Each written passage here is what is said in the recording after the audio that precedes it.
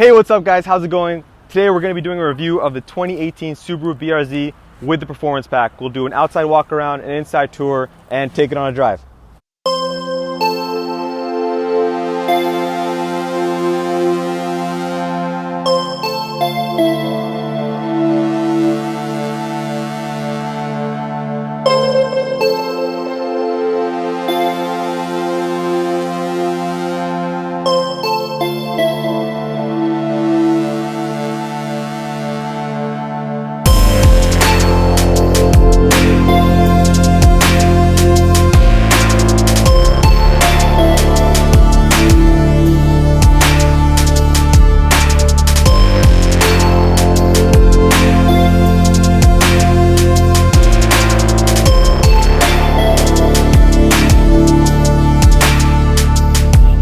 Walking around the exterior of the BRZ, the first thing we notice are the new LED headlights as well as the fog lights. Otherwise, this car hasn't changed much, and I still think the front grille makes this car look like it has a mouthguard. Going on to the side of the car, we'll notice the exclusive 17-inch rims, which are with the performance pack, and you can see the 4-piston front brakes are huge and take up the entire inside of the wheel well, but they do create a lot of brake dust, which sucks. Going on to the rear of the car, we see that exclusive rear spoiler, which is actually made of aluminum. We have our new LED taillight design and our dual tip exhaust. So moving on to the interior, we will notice that this is a pretty simple and driver focused setup, which is great. Some of the things to highlight with the limited trim in this car is that it comes with heated seats, which are wrapped in leather and Alcantara. But regardless of which trim you choose, you'll get the metal pedals and footrest, as well as the leather wrap steering wheel, which feels great and perfectly sized for this car. So powering the BRZ is a 2-liter flat 4 engine pushing out 205 horsepower, up 5 horsepower because it's a manual transmission, and 156 pound-feet of torque. And the nice thing about the manual transmission is the red intake manifold. So now let's start her up and see how it revs.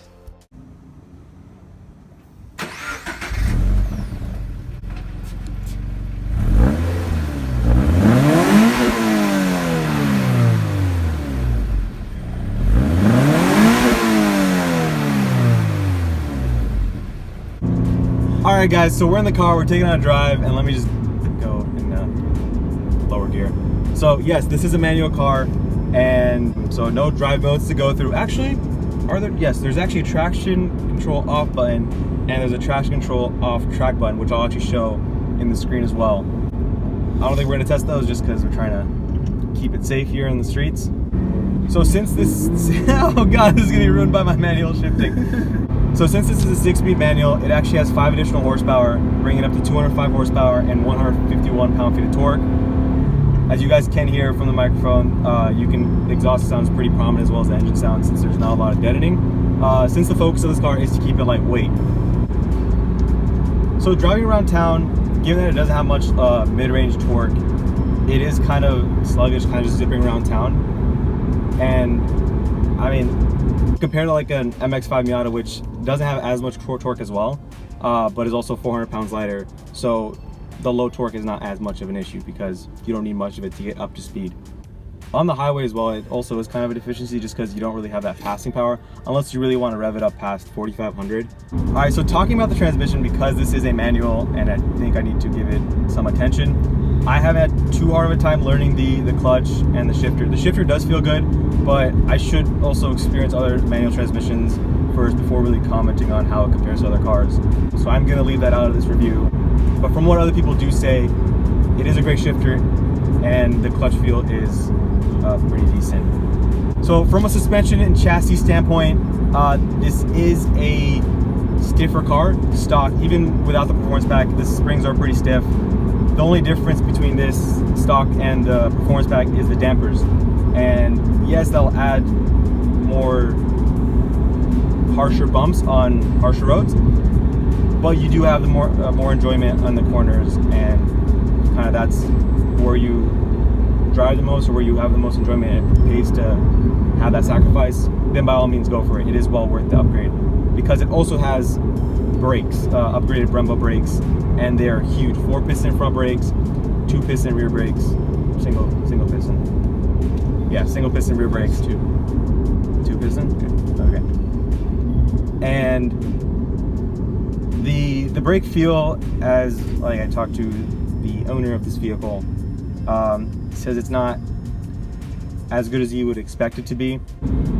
So going on in the interior, as we saw from the inside clips I'll put here, the steering wheel is a very small diameter, very narrow steering wheel like rim, and it's super nice to hold, and I think it just kind of like modeled after a performance driven car. There are there are buttons and controls, which is convenient, but I don't think it's too overdone to the point that it kind of detracts from the aesthetic of the car as well. So the seats are super comfortable. I'm 5'8" and I fit here pretty fine. And the owner is 6 foot and he fits in this fine. Whereas you compare it to, like, let's say the Mazda Miata, it will be more difficult for a taller person to fit in there. Some drawbacks are it doesn't have armrests, so you can't really rest your hand, and you have to rest your hand on the shifter. Engineering Explained has a good video on why you should not rest your hand on the shifter. So watch that, I'll link it down below. Interestingly enough, it has dual zone climate controls, which is a nicety to have in a car. I don't know if you really need it. It's a small enough car such that there really is one zone. But they have it in here for people who really are sensitive to temperature. Going on to the infotainment system, I'm not going to go too in detail because it has Apple CarPlay and Android Auto, which for the majority of you guys who do have smartphones, that's kind of the go-to interface that you're going to be using for music, navigation, and different settings. All right, so we are recording. We'll do a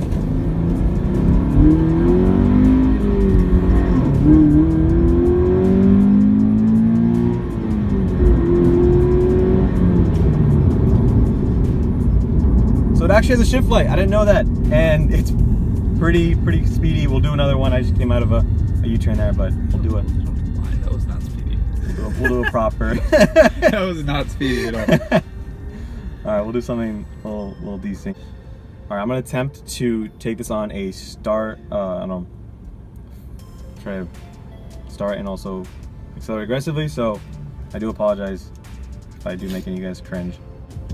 All right, here we go. Let's bring it up to 2,000, roll it a little bit. Here we go.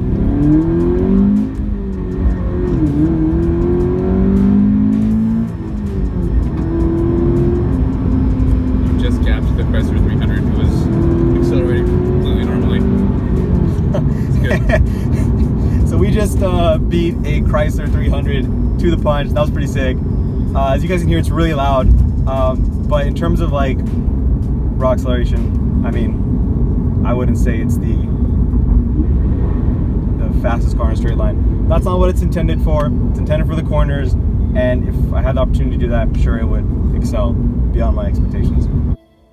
So overall, since this car has been around since 2013, at least the platform, like the FRS, 86, BRZ, in 2019, I think, at least for the BRZ specifically, and I'm sure the 86, it has the modern infotainment system, and that's all nice.